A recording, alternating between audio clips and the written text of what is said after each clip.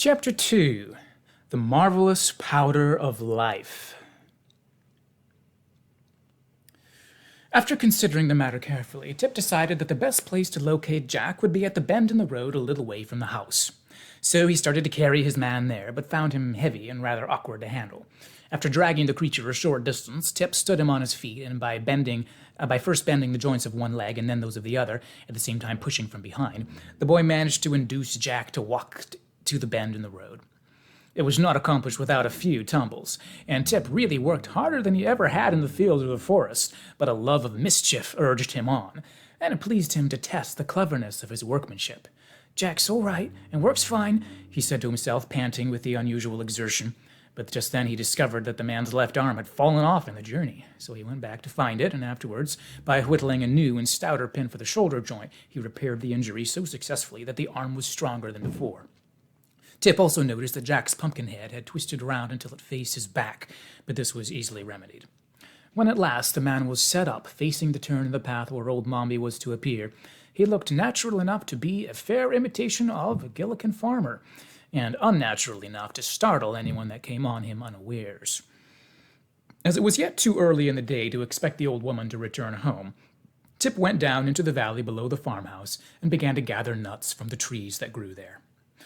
However, old Mombi returned earlier than usual. She had met a crooked wizard who resided in a lonely cave in the mountains and had traded several important secrets of magic with him.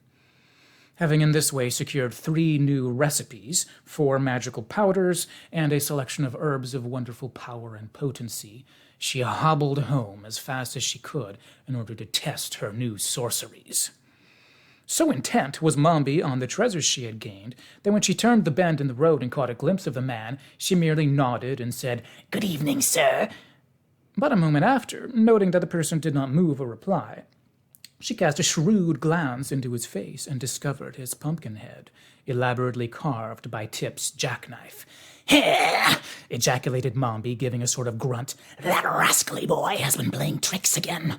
Very good, very good. I'll beat him black and blue for trying to scare me in this fashion." Angrily, she raised her stick to smash in the grinning pumpkin head of the dummy, but a sudden thought made her pause. The uplifted stick left motionless in the air. "Why, here's a good chance to try my new powder," she said eagerly, "and then I can tell whether that crooked wizard has fairly traded secrets, or whether he has fooled me as wickedly as I fooled him." So she set down her basket and began fumbling in it for one of the precious powders she had obtained. While Mombi was thus occupied, Tip strolled back with his pockets full of nuts and discovered the old woman standing beside his man and apparently not the least bit frightened by it. At first he was greatly disappointed, but the next moment he became curious to know what Mombi was going to do. So he hid behind a hedge where he could see without being seen and prepared to watch. After some search, the woman drew from her basket an old pepper box, upon the faded label of which the wizard had written with a lead pencil, "Powder of Life." "Ah, here it is," she cried joyfully. "And now let us see if it is potent. The stingy wizard didn't give me much of it, but I guess there's enough for 2 or 3 doses." Tip was much surprised when he overheard this speech. Then he saw old Mombi raise her arm and sprinkle the powder from the box over the pumpkin head of his man Jack. She did this in the same way one would pepper a baked potato, and the powder sifted down from Jack's head and scattered over the red shirt and pink waistcoat and purple trousers Tip had dressed him in, and a portion even fell upon the patched and worn shoes. There's that picture there. Old Mombi danced around him. All right. Then, putting the pepper box back into the basket, Mombi lifted her left hand with its little finger pointed upward and said, "Weog." Then she lifted her right hand with the thumb pointed upward and said, "Teog." Then she lifted both hands with all the fingers and thumbs spread out and cried, "Peog." Jack Pumpkinhead stepped back a pace at this and said in a reproachful voice, "Don't yell like that. Do you think I'm deaf?" Old Mombi danced around him, frantic with delight. "He lives!" she screamed. "He lives! He lives!" Then she threw her stick into the air and caught it as it came down, and she hugged herself with both arms and tried to do a step of a jig, and all the time she repeated rapturously, "He lives! He lives! He lives!" Now, you might have supposed that Tip would have been observing this with amazement. At first, he was so frightened and horrified he wanted to run away, but his legs trembled and shook so badly that he couldn't. Then it struck him as a very funny thing for Jack to come to life, especially as the expression on his pumpkin face was so droll and comical, it excited laughter on the instant. So recovering from his first fear, Tip began to laugh, and the merry peals reached old Mombi's ears and made her hobble quickly to the hedge, where she seized Tip's collar and dragged him back to where she had left her basket and the pumpkin-headed man. "You naughty, sneaking, wicked boy!" she exclaimed furiously. "I'll teach you to spy out my secrets and to make fun of me." "I wasn't making fun of you," protested Tip. "I was laughing at old Pumpkinhead. Look at him. Isn't he a picture, though?" "I hope you are not reflecting on my personal appearance," said Jack, and it was so funny to hear his grave voice while his face continued to wear its jolly smile that Tip again burst into a peal of laughter. Even Mombi was not without a curious interest in the man her magic had brought to life, for, after staring at him intently, she said, "What do you know?" "Well, that is hard to tell," replied Jack, "for although I feel I know a tremendous lot, I'm not yet aware how much there is in the world to find out about. It will take me a little time to discover whether I am very wise or very foolish." "To be sure," said Mombi thoughtfully. "But what are you going to do with him now that he's alive?" asked Tip, wondering. "I must think it over," answered Mombi. "But we must get home at once, for it is growing dark. Help the Pumpkinhead to walk." "Never mind me," said Jack. "I can walk as well as you can. Haven't I got legs and feet, and aren't they jointed?" "Are they?" asked the woman, turning to Tip. "Of course they are. I made 'em myself," returned the boy with pride. And here's this nice little picture here as she locks him up in the stable. That's what it is. Old Mombi puts Jack in the stable. Man, she looks nasty. So they started for the house, but when they reached the farmyard, old Mombi led the pumpkin man to the cow stable and shut him up in an empty stall, fastening the door securely on the outside. "I've got to attend to you first," she said, nodding her head at Tip. Hearing this, the boy became uneasy, for he knew Mombi had a bad and revengeful heart, and would not hesitate to do any evil thing. They entered the house. It was a round, dome-shaped structure, as are nearly all the farmhouses in the land of Oz. Mombi bade the boy light a candle, while she put her basket in the cupboard and hung her cloak on a peg.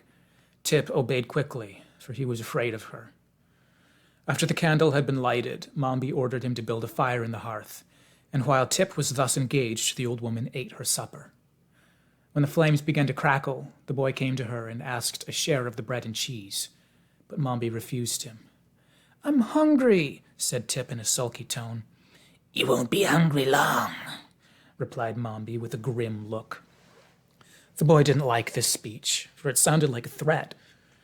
But he happened to remember he had nuts in his pocket, so he cracked some of those and ate them while the woman rose, shook the crumbs from her apron, and hung above the fire a small black kettle. Then she measured out equal parts of milk and vinegar and poured them into the kettle. Next, she produced several packets of herbs and powders and began adding a portion of each to the contents of the kettle. Occasionally, she would draw near the candle and read from a yellow paper the recipe of the mess she was concocting. As Tip watched her, his uneasiness increased. "What is that for?" he asked. "For you," returned Mombi briefly. Tip wriggled upon his stool and stared a while at the kettle, which was beginning to bubble. Then he would glance at the stern and wrinkled features of the witch and wish he were any place but in that dim and smoky kitchen, where even the shadows cast by the candle upon the wall were enough to give one the horrors. So an hour passed away, during which the silence was only broken by the bubbling of the pot and the hissing of the flames. Finally, Tip spoke again. "Have I got to drink that stuff?" he asked, nodding toward the pot. "Yes," said Mombi. "What'll it do to me?" asked Tip. "if it's made properly," replied Mombi, "it will change or transform you into a marble statue." Tip groaned and wiped the perspiration from his forehead with his sleeve. "I don't want to be a marble statue," he protested. "That doesn't matter. I want you to be one," said the old woman, looking at him severely. "What use'll I be then?" asked Tip. "There won't be anyone to do work for you." "I'll make the pumpkin head work for me," said Mombi. Again Tip groaned. "Why don't you change me into a goat or a chicken?" he asked anxiously. "You can't do anything with a marble statue." "Oh, yes, I can," returned Mombi. "I'm going to plant a flower garden next spring, and I'll put you in the middle of it for an ornament. I wonder I haven't thought of that before. You've been such a bother to me for years." At this terrible speech, Tip felt the beads of perspiration starting all over his body, but he sat still and shivered and looked anxiously at the kettle. "Perhaps it won't work," he muttered in a voice that sounded weak and discouraged. "Oh, I think it will," answered Mombi cheerfully. "I seldom make a mistake." Again there was a period of silence, a silence so long and gloomy that when Mombi finally lifted the kettle from the fire, it was close to midnight. Oh, and there's the picture. "I don't want to be a marble statue." Oh, man, she looks bad.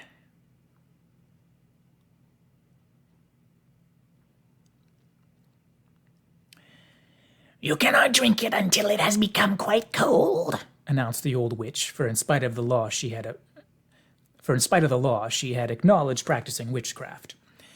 "We must both go to bed now, and at daybreak I will call you, and at once complete your transformation into a marble statue."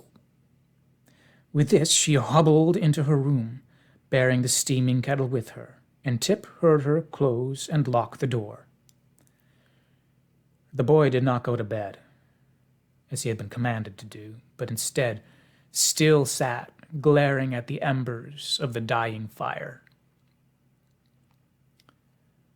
And then we come to the next chapter, the flight of the fugitives.